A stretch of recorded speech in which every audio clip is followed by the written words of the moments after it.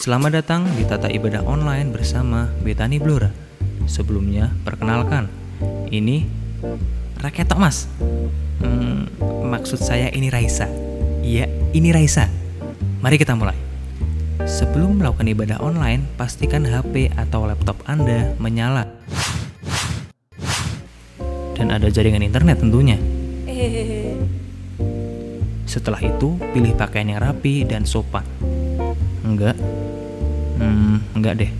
Enggak banget. Nah, ini dia.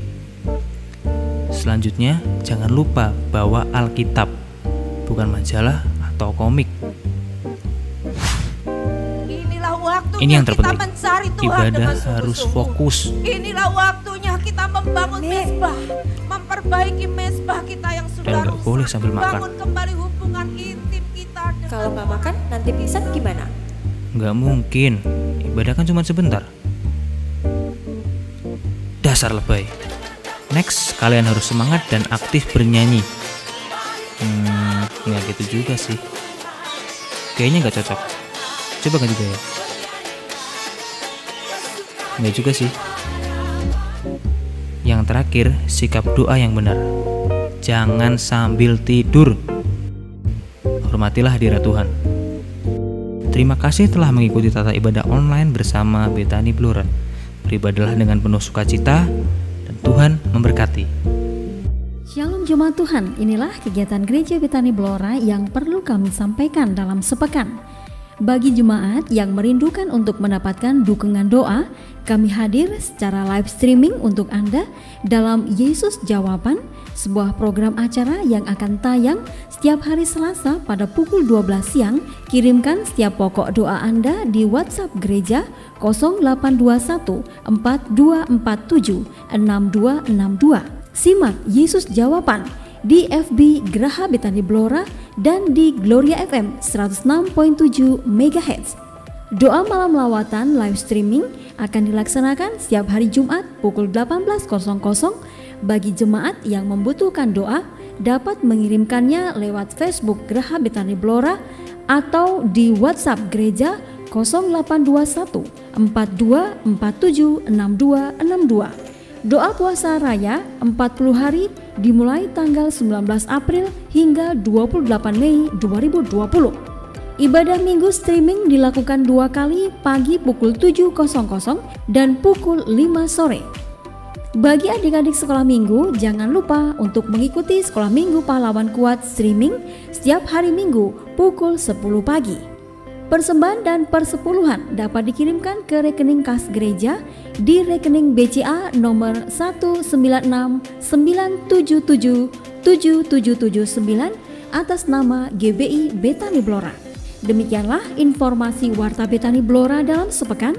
Terima kasih untuk perhatiannya. Tuhan Yesus memberkati dan shalom. Shalom jemaat terkasih dalam Tuhan. Apa kabar? Ya, saya berharap saudara tetap bisa menikmati acara di rumah. Ya, ada banyak yang sudah bosan, sudah boring, kepengen datang ke gereja. Kayak apa ya rasanya ibadah lagi seperti dulu. Ayo kita mau sama-sama jalan-jalan, kita mau lihat gereja kita seperti apa. Ya, jangan di skip ya. Ayo kita jalan-jalan dulu.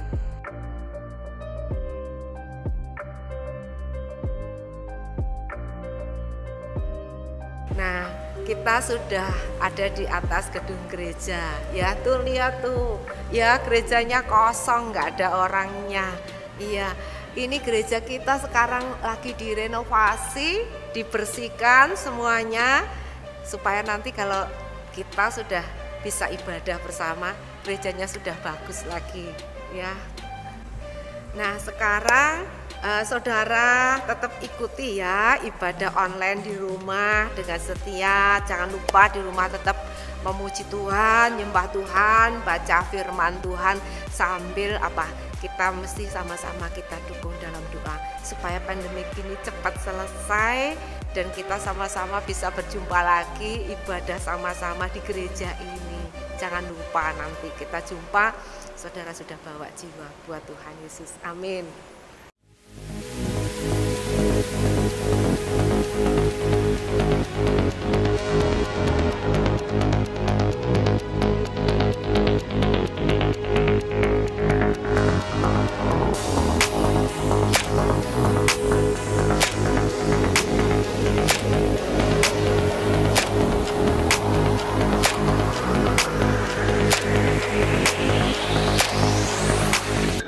Shalom saudara sekalian, mari sama-sama kita akan memuji Tuhan kita.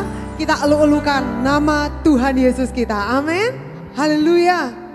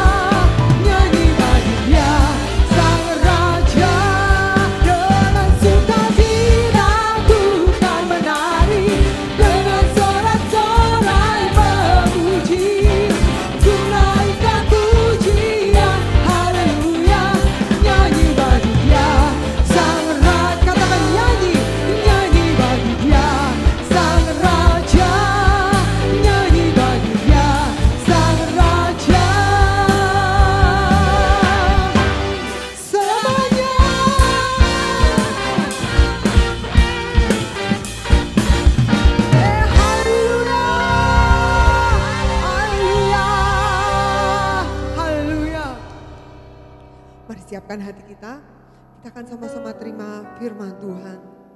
Katakan kepada Tuhan, Betapa aku percaya kepadamu Tuhan Yesus. Haleluya. Tiada yang mustahil dan tiada yang sukar bagimu Tuhan dan bagiku yang percaya. Dahsyatnya kuasa-Mu membuatku tak ragu. Janji-Mu kan digenapi pada waktu-Mu. Tiada yang mustahil dan tiada yang sukar bagimu Tuhan dan bagiku yang percaya. Dahsyatnya kuasa-Mu membuatku tak ragu. Janji-Mu kan digenapi pada waktu-Mu. Kaulah pengharapanku, padamu ku percaya. Walau tiada dasar bagiku untuk berharap, imanku takkan luruh, bahkan semakin teguh saat ku memuliakan nama-Mu.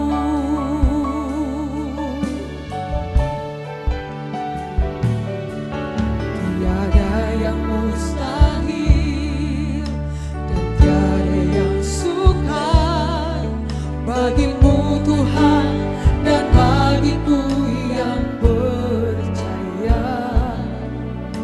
Dahsyatnya kuasa-Mu membuatku tak ragu.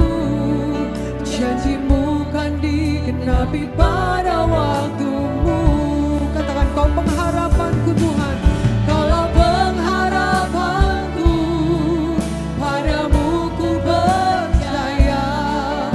Walau tiada dasar bagiku untuk berharap, imanku takkan luruh, bahkan semakin teguh saat ku memuliakan nama-Mu.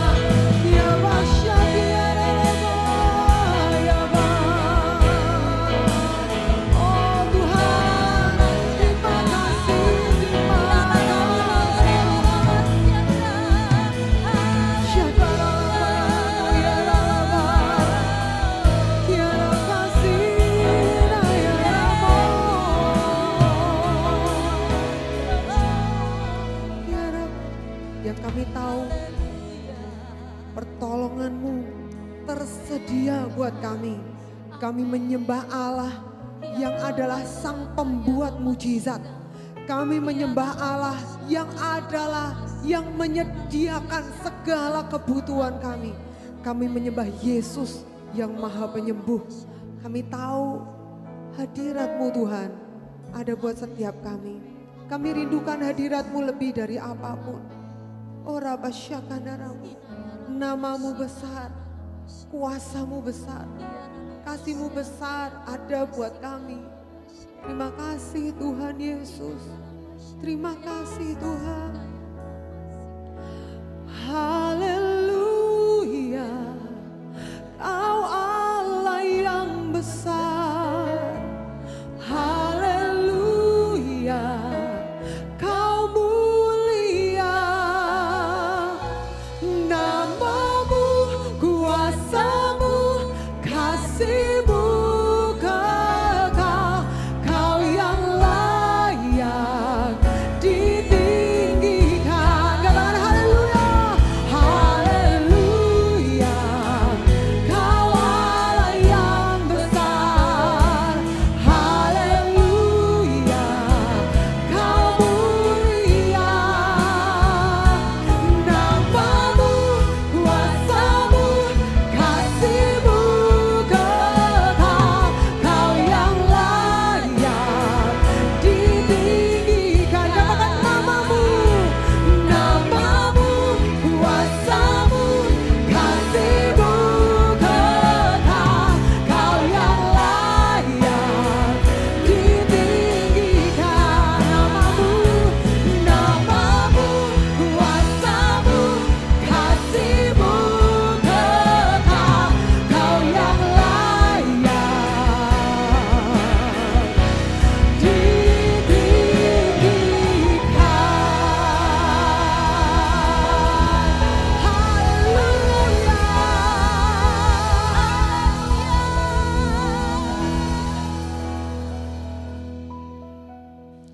Shalom, saudara yang dikasihi Tuhan dimanapun saudara berada. Mari sebelum kita mendengarkan firman Tuhan, mari kita berdoa. Tuhan Yesus, terima kasih kalau sampai saat hari ini Tuhan, kami mengalami pemeliharaan-Mu yang sempurna dalam setiap kehidupan kami. Kami bersyukur Engkau baik, Engkau Tuhan yang setia, tidak pernah meninggalkan kami. Biarlah Tuhan, sebelum kami mendengar firman-Mu, Roh-Mu yang ada dalam kehidupan kami menjamah setiap kami. Buka hati kami, buka pikiran kami untuk kami menerima segala berkat yang terbaik yang Tuhan sudah sediakan dalam setiap kehidupan kami. Terima kasih dalam nama Yesus, haleluya, amin. Ya saudara, pada hari ini saya akan bagikan sebuah tema firman Tuhan, yaitu tentang masih ada jalan yang terbuka. Sebelumnya mari kita baca dalam Yesaya 43 ayat yang ke-19. Yesaya 43 ayat yang ke-19, tapi nanti kita akan baca beberapa ayat. Yesaya 43, kita baca dari ayat yang ke-15 saudara ya. Kita baca dari ayat yang ke-15 sampai yang ke-19. Beginilah firman Tuhan. Akulah Tuhan yang Maha Kudus, Allahmu, Rajamu yang menciptakan Israel. 16. Beginilah firman Tuhan yang telah membuat jalan melalui laut dan melalui air yang hebat, yang telah menyuruh kereta dan kuda keluar untuk berperang, juga tentara dan orang-orang gagah mereka terbaring, tidak dapat bangkit, sudah mati, sudah padam sebagai sumbu. 18. Firman-Nya, janganlah ingat-ingat hal-hal yang dahulu dan janganlah perhatikan hal-hal yang dari zaman purbakala. Lihat, aku hendak membuat sesuatu yang baru yang sekarang sudah tumbuh. Belumkah kamu mengetahuinya? Saudara perhatikan, ya, aku hendak membuat jalan di padang gurun dan sungai-sungai di padang belantara. Amin. Ya, saudara, kalau saudara perhatikan ayat ini menunjukkan bahwa Tuhan yang kita sembah adalah Tuhan yang jago membuat jalan, saudara. Ya, bahkan dikatakan saat gak ada jalan, bahkan mustahil itu dibuat sebuah jalan. Orang bisa berjalan, tapi Di ayat 16 kalau firman saudara perhatikan dikatakan bahwa Tuhan akan membuat jalan bahkan di atas laut, di dalam air sekalipun saudara. Ya, saudara, saya punya beberapa teman yang bekerja di dinas PU saudara ya. Mereka adalah orang-orang yang ahli membuat jalan, pekerjaan umum, dinas pekerjaan umum. Ya. Tapi kalau mereka mau buat jalan yang baru, mereka harus survei dulu, mereka harus hitung dulu, mereka harus perkirakan dulu dan hitung-hitung semuanya saudara. Mereka harus timbang-timbang sesuatu, apakah bisa dibuat jalan. Tapi berbeda dengan Tuhan yang kita sembah. Tuhan yang kita sembah ini enggak demikian saudara. Ya, kalau dia mau buat jalan dan itu kehendaknya, maka dalam sekejap dibuatnya jalan saudara. Ya. Saya teringat dengan bagaimana waktu bangsa Israel keluar dari padang gurun.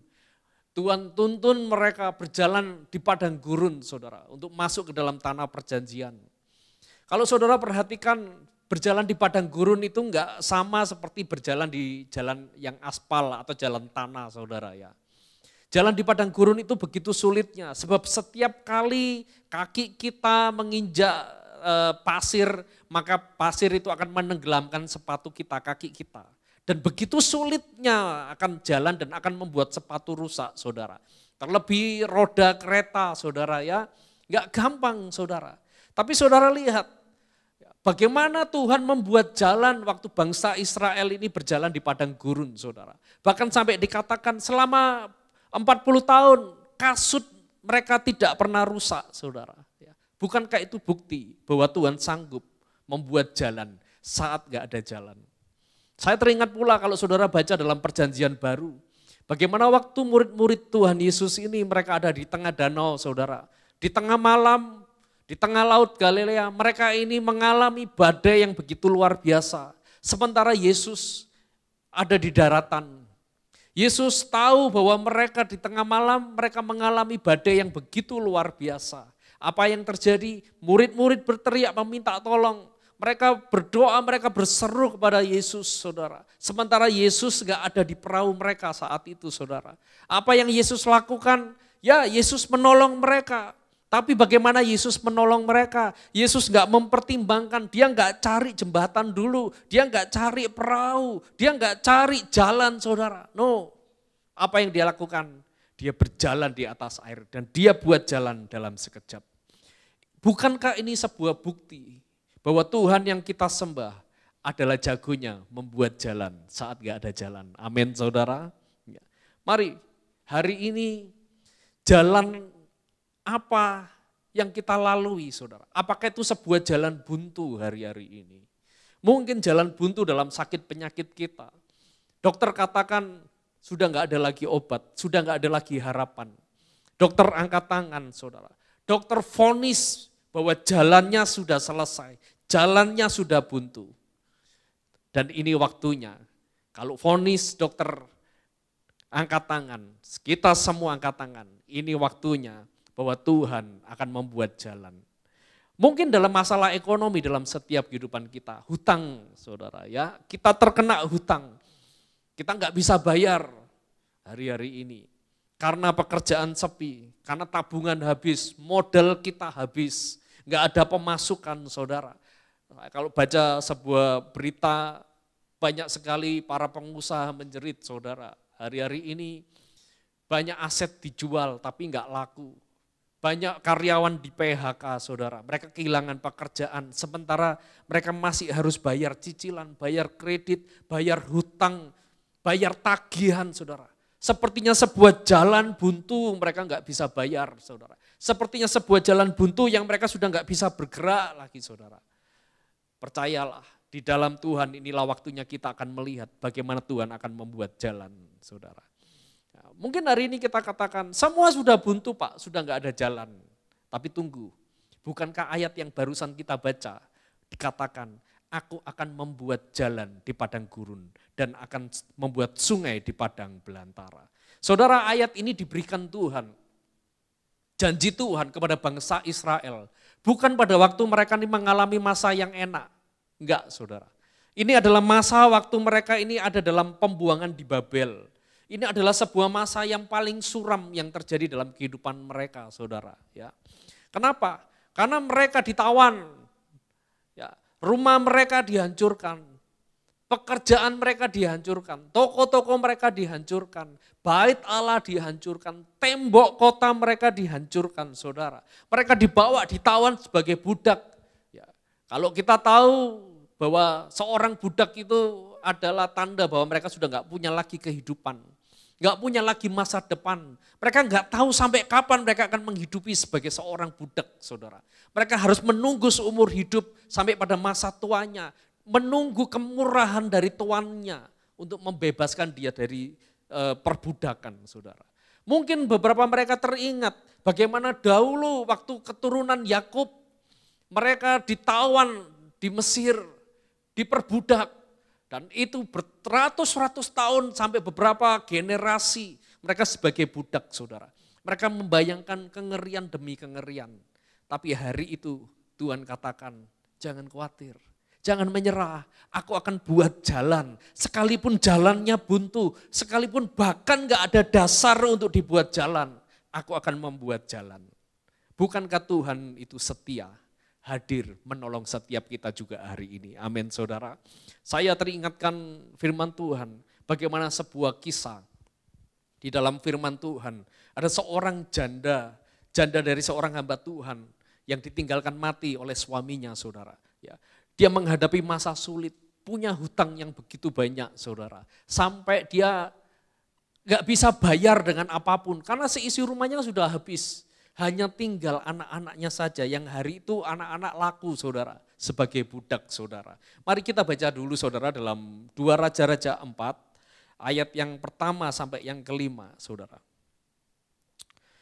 2 Raja-Raja 4 kita baca dari ayat yang pertama sampai yang kelima. Perikopnya dikatakan minyak seorang janda. Beginilah firman Tuhan. Salah seorang dari istri-istri para nabi mengadukan halnya kepada Elisa sambil berseru, hambamu, suamiku sudah mati dan engkau ini tahu bahwa hambamu itu takut akan Tuhan. Tetapi sekarang penagih hutang sudah banyak untuk mengambil kedua orang anakku menjadi budaknya. Jawab Elisa kepadanya, apakah yang dapat ku perbuat bagimu? Beritahukanlah kepadaku apa-apa yang kau punya di rumah. Sudah garis bawahi kata-kata di rumah.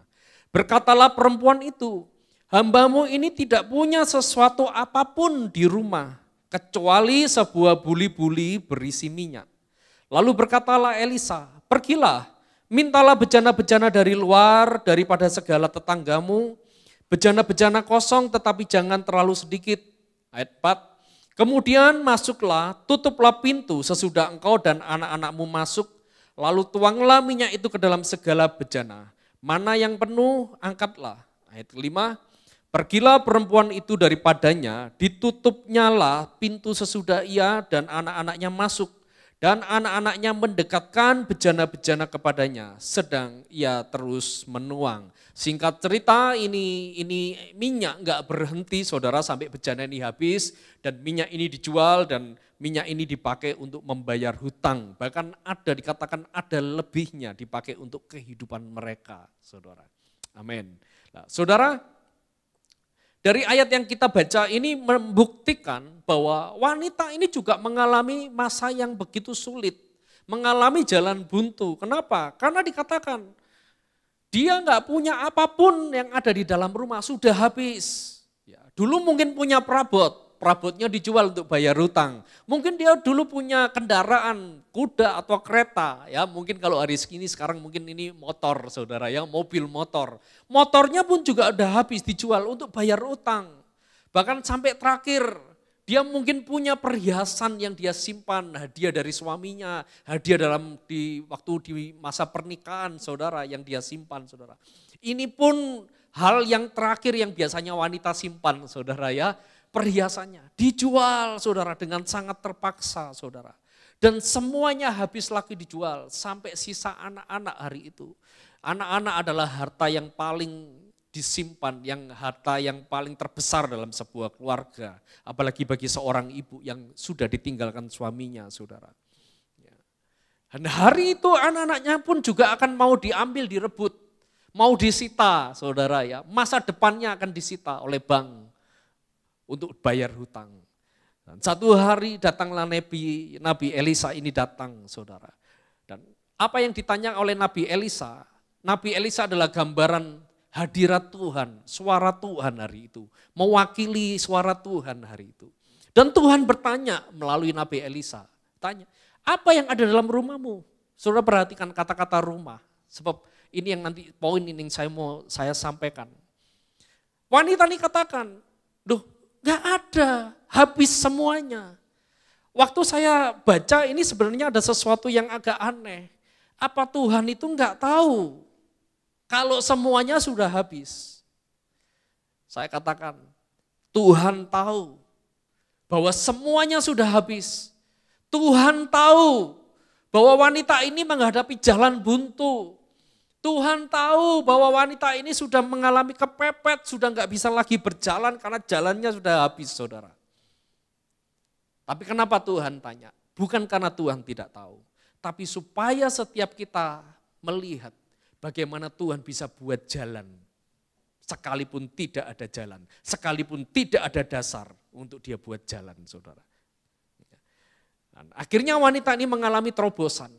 Wanita ini bisa melihat jalan Tuhan, bagaimana Tuhan menolong. Hari ini saya akan membagikan dua hal. Bagaimana kita ini bisa mengalami terobosan di dalam setiap kehidupan kita. Untuk kita ini melihat dan menikmati jalan Tuhan yang selalu terbuka. Yang pertama saudara, wanita ini dulu mengalami kelimpahan, mengalami kecukupan. Karena dia punya seorang suami hamba Tuhan. Diberkati Tuhan. Tapi setelah suaminya meninggal, kenapa wanita ini mungkin agak protes. Dia berkata kepada Elisa, suamiku dulu hambamu, seorang hamba Tuhan yang baik. Sekarang kami hutang, setelah meninggal kami kena hutang. Sebenarnya apakah Tuhan jahat dalam hidup kita? Apakah Tuhan tidak memperhatikan istri dari hambanya? Enggak saudara. Yang pertama adalah supaya istrinya ini mengalami berjalan bersama Tuhan secara pribadi, saudara.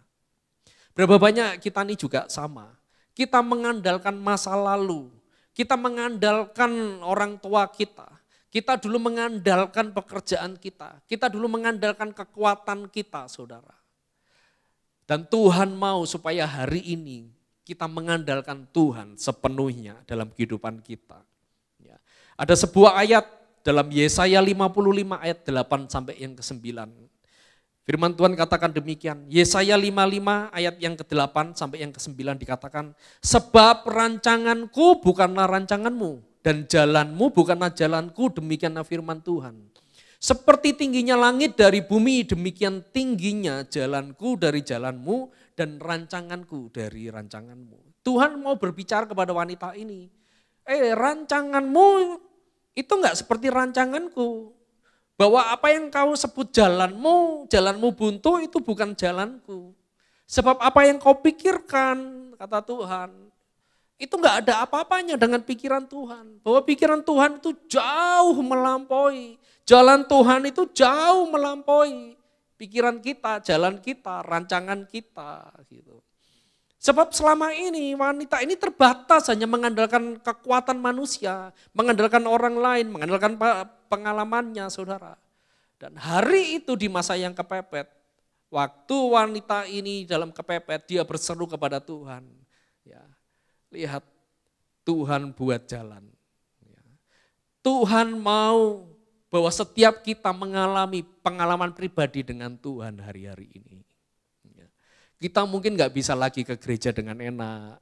Kalau dulu ada hamba Tuhan, kita bisa datang kepada hamba Tuhan, minta doakan hamba Tuhan terus. Ya, gak salah minta didoakan, minta hamba Tuhan saudara. Tapi kita perlu bertumbuh dewasa. Masa sulit itu mendewasakan dalam kehidupan kita. Ya. Masa-masa seperti ini kita harus berjuang, seolah-olah kita harus berjuang sendiri. Tapi saya katakan enggak, kita enggak berjuang sendiri. Saudara dan saya, kita sedang berjalan bersama Tuhan yang dahsyat dan ajaib. Kita sedang berjuang bersama Tuhan yang ajaib. Ya.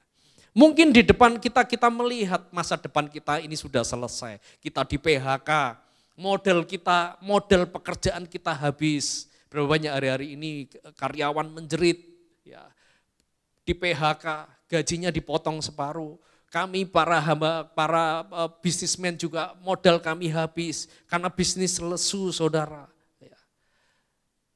Tapi justru saat yang sulit ini, mari fokus kita kembali kepada Tuhan. Kalau kita dulu sukses karena punya jabatan yang enak, hari ini ayo kesuksesan kita bukan karena jabatan, tapi karena tangan Tuhan yang menolong setiap kita, saudara. Amin. Kalau dulu kita sukses, kita hebat, luar biasa karena modal kita banyak. Tabungan kita banyak, deposit kita luar biasa. Tapi mari hari ini semuanya Tuhan sudah goncang, saudara. Sampai tinggal apa yang tidak tergoncangkan, yaitu kerajaan Allah dalam setiap kehidupan kita, saudara. Hari itu wanita ini sadar, oh iya dulu aku mengandalkan suamiku. Suamiku sudah mati. Dan hari itu dia melihat bagaimana tangan Tuhan. Tuhan mengulurkan tangannya dan mau berjalan, mengajak wanita ini berjalan bersama Tuhan. Hal yang pertama, Tuhan mau supaya setiap kita mengalami pribadi, bertemu dengan Tuhan, perjumpaan secara pribadi dengan Tuhan, bahkan berjalan bersama Tuhan dan melihat bagaimana Tuhan buat jalan. Saya mau katakan, kalau Tuhan buat jalan buat hidup kita, bukan untuk kita jalan sendiri, saudara. Tapi sebenarnya Tuhan mau berjalan bersama kita di jalannya, saudara. Amin, saudara. Hal yang kedua, saudara. Hal yang kedua, Nabi ini bertanya, Tuhan bertanya kepada setiap kita, kepada wanita ini, apa yang ada padamu? Nah, seringkali kita jawab, aku enggak punya apa-apa Tuhan, semuanya sudah selesai, semuanya sudah habis. Tapi enggak, saudara, ini yang saya suka dari Tuhan. Bahwa Tuhan kalau buat mujizat, dia enggak butuh bahan, saudara ya. Dia bisa buat bahan apapun, dia bisa buat mujizat bahkan tanpa bahan. Dari nol, dari yang tidak ada menjadi ada. Dia bisa buat jalan, bahkan tidak ada dasar untuk dibuat jalan, saudara. Wanita ini kehabisan semuanya, saudara. Wanita ini enggak punya modal, enggak punya barang apapun. Tapi justru Tuhan tanya, apa yang ada padamu? Wanita ini baru sadar, oh iya, hanya punya minyak sebuli. Karena bagi wanita ini, minyak sebuli ini enggak ada artinya. Dengan utangnya yang besar, enggak sebanding, enggak bisa lakukan apapun dengan minyak sebuli ini. Tapi saudara percaya, jika ada hadirat Tuhan, jika Tuhan berfirman dalam kehidupan kita hari ini, apa yang kita miliki hari ini, itu akan Tuhan lipat kali gandakan dalam hidup kita. Amin. Sebab seringkali kita begini, kita selalu melihat orang lain. Oh coba kalau saya seandainya bisa pinter seperti teman saya si A ini, tentu saya sudah bisa sukses. Coba kalau seandainya saya lahir dari orang kaya, punya modal, tentu saya hari ini enggak susah. Coba kalau seandainya suami saya kemarin bekerja lebih rajin, saya punya suami konglomerat yang luar biasa, tentunya saya hari ini enggak menderita. Enggak, saudara. Buang semua pikiran-pikiran manusia seperti itu. Pikiran-pikiran sia-sia. Hari ini Tuhan cuma tanya, apa yang ada padamu? Mungkin itu cuman wajan kecil, cuman tumpukan-tumpukan kayu, tumpukan barang-barang bekas. Mungkin hanya sebuah toko kecil yang masih ada. Mungkin hanya tempat sebuah oven roti yang masih sederhana yang kita punya. Percayalah, hari ini jangan menyerah. Sebab dengan apa yang ada, sekalipun itu enggak berarti, Tuhan bisa melipat kali gandakan. Saya teringat bagaimana waktu mujizat 5 roti 2 ikan, Yesus memberi makan 5.000 orang lebih. Dimulai dari mana? Tuhan enggak suruh beli roti dengan banyak. Tuhan cuma tanya, apa yang ada padamu? Muridnya cuma katakan, hanya 5 roti 2 ikan. Yesus angkat itu roti dan dia mengucap syukur. Waktu dia mengucap syukur itulah terjadi pelipat gandaan dan mujizat. Wanita ini juga sama, saudara. Waktu wanita ini hanya menunjukkan buli-buli yang ada. Melalui buli-buli yang ada dalam hidupnya. Ini yang membawa terobosan. Nah, hari ini apa yang ada dalam hidup saudara dan saya? Saudara mungkin dulu punya bisnis yang besar, mungkin itu habis. Tapi saudara masih punya keluarga yang bisa menopang saudara. Saya bersyukur saya melihat teman saya, saudara ya, dia punya usaha yang luar biasa. Hari ini bangkrut habis. Dia sempat frustasi. Waktu dia sadar dengan semua yang ada, habis. Tiba-tiba Tuhan menolong dengan apa yang ada. Di rumahnya dia punya oven roti, saudara. Itu warisan dari mamanya yang suka buat roti, saudara. Dia mulai belajar buat roti bersama istri, bersama anak-anaknya. Hari ini hanya dari sebuah oven yang kecil, saudara. Tuhan lipat kali gandakan, bahkan memelihara hidupnya. Bahkan itu lebih dari yang dia butuhkan, perlukan hari ini, saudara. Ada seorang yang di PHK, saudara. Seorang karyawan di PHK dari pekerjaan. Setelah di PHK, dia hanya menjadi pengepul kaleng bekas. Dan satu hari Tuhan berfirman dan beri dia ide untuk dia ambil kaleng-kaleng bekas itu dan tidak untuk dijual. Tapi dia mulai potong itu kaleng-kaleng bekas, dia mulai bentuk menjadi mainan, menjadi miniatur mobil, motor kecil-kecil, saudara. Dia ikut pameran dengan setia, ditawarkan di Facebook, ditawarkan di medsos, saudara. Dan hasilnya begitu luar biasa. Ada begitu banyak perusahaan dari luar negeri melihat, saudara ya, para eksportir, importir dari luar negeri, membeli produknya, bahkan itu dikirim sampai ke mancanegara, saudara. Dan itu laku keras. Ada lagi sebuah kesaksian, ada seorang pemuda yang cuma tinggal di desa, saudara. Dia nggak punya apapun dari keluarga miskin. Di rumahnya yang biasa, saudara, yang cuma gubuk, di sekelilingnya cuma ditumpu bambu-bambu saja, saudara. Satu hari dia berdoa kepada Tuhan dan Tuhan beri hikmat. Dia potong, tebang itu bambu-bambu yang sudah tua, saudara. Dia bentuk ukiran, ya. Satu hari begini, sebelum dia potong itu bambu, dia punya kacamata satu-satunya, saudara. Kacamatanya rusak, patah. Dia nggak bisa beli kacamata, saudara. Dia berseru sama Tuhan, lalu Tuhan beri hikmat. Ambil itu dari bambunya. Dia potong itu bambu, dia bentuk menjadi frame kacamata, saudara. Bahannya bambu, saudara. Ya. Bahannya bambu, dia ukir sendiri, dia bentuk sendiri, dia pasang kaca sendiri, lalu dia foto, saudara, dia pamerkan kepada teman-temannya, saudara. Hanya sebenarnya cuma mau bilang, ini kacamata buatan saya. Tapi apa yang terjadi? Secara nggak sengaja ada salah satu temannya yang pesan dan mulai menjualkan. Hari ini kacamatanya bahkan dimerki dengan merek-merek yang luar biasa, dengan merek yang mahal, saudara. Bahkan laku diekspor. Saudara lihat, ada banyak hal-hal yang simple sebenarnya. Ada banyak hal-hal yang sederhana yang ada di rumah kita, yang mungkin bagi kita nggak ada artinya. Tapi perhatikan, di tangan Tuhan, Tuhan akan bisa sanggup melipat kali gandakan seperti sebotol minyak yang sederhana, saudara. Apa yang saya mau sampaikan hari ini? Jangan menyerah dengan keadaan. Masih ada jalan yang terbuka yang Tuhan sediakan. Sekalipun jalan itu enggak kelihatan, bukan berarti jalan itu tidak ada. Sekalipun kita enggak melihat, kita belum merasakan. Tapi waktu kita berseru kepada Tuhan, waktu kita bersuka cita, tetap bersyukur, kita enggak menyerah dengan apa yang ada, saudara. Percayalah, Tuhan akan buat jalan dan Tuhan akan beri kesanggupan kita untuk berjalan dalam segala berkat Tuhan. Mari kita sama-sama, jangan menyerah, bangkit. Sekalipun di masa sulit, ini adalah waktu justru kita melihat bagaimana tangan Tuhan menolong setiap kita. Amin. Mari kita berdoa. Tuhan Yesus, terima kasih Tuhan. Kau boleh mengizinkan setiap kami ini bahkan melewati masa-masa yang sulit. Hari-hari ini Tuhan, Kau sedang mengguncang dunia Tuhan. Engkau sedang mengguncang dunia bisnis. Engkau sedang mengguncang dunia ini dengan segala sesuatu, kesehatan, semuanya terguncang Tuhan. Tapi kami percaya Tuhan bahwa setiap anak-anak-Mu Tuhan, sekalipun kami terguncang, tetap kami ini kuat karena ada tangan Tuhan yang menolong.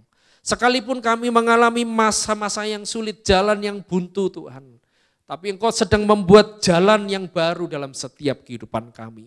Untuk kami melihat bahwa Tuhan sedang menyediakan jalan yang baru dan Tuhan mau kami ini terus menggandeng tangan Tuhan dan berjalan bersama Tuhan. Terima kasih Tuhan, Aku berdoa Tuhan, berkati kepada setiap anak-anak-Mu yang ada di rumah, yang di mobil, yang dimanapun mereka berada, yang mendengar firman ini disampaikan. Yang mereka sedang mengalami masa sulit, mereka sedang mengalami masalah kesehatan, mereka sedang masalah dalam rumah tangga. Bahwa masih ada jalan, di mana ada Tuhan, di situ ada jalan. Terima kasih Tuhan, tunjukkan kuasa-Mu, tunjukkan kebaikan-Mu dalam hidup setiap kami. Kami menyerahkan setiap kehidupan kami ke dalam tangan-Mu Tuhan. Engkau Tuhan yang tidak terbatas. Terima kasih dalam nama Yesus. Haleluya. Sama-sama saudara katakan, amin.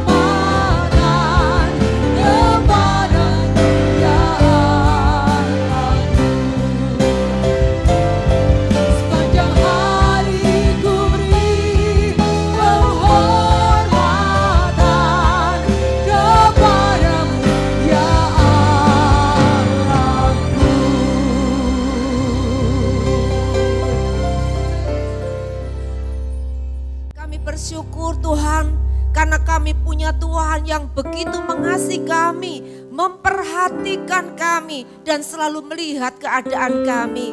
Hari ini Tuhan kami telah mendengarkan firman-Mu, iman kami bangkit kembali ya Tuhan. Kalau mungkin selama ini kami sudah melepaskan iman pengharapan kami, karena kami tidak lagi berani untuk berharap. Tetapi sekarang Tuhan, kami mau bangkit dengan iman kami, pengharapan kami kepada Tuhan. Bahwa kami akan melihat semua janji Tuhan digenapi dalam hidup kami.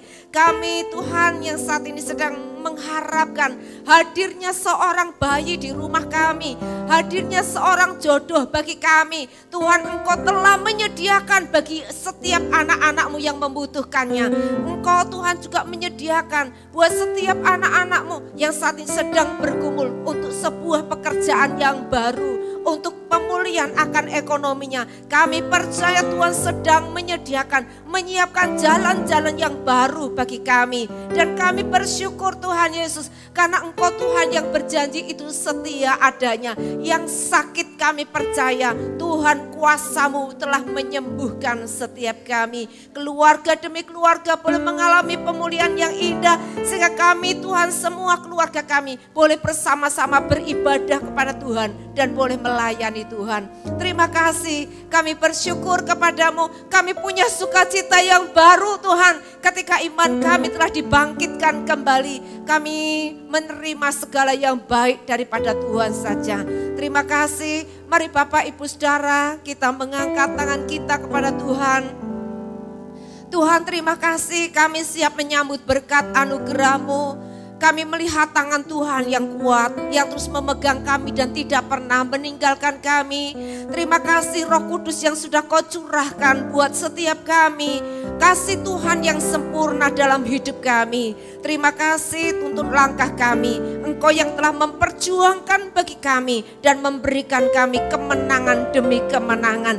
Apa saja yang dikerjakan, Kau buat menjadi berhasil. Terima kasih, berkat kasih karunia datang dari Allah Bapa, Putra dan Roh Kudus menyertai saudara semua dan saya dari sekarang sampai selama-lamanya, bahkan sampai Maranatha Dia datang kembali. Terima kasih, kami sambut berkat-Mu dalam nama Tuhan Yesus Kristus. Semua kita diberkati Tuhan, mari katakan bersama, amin. Haleluya. Shalom.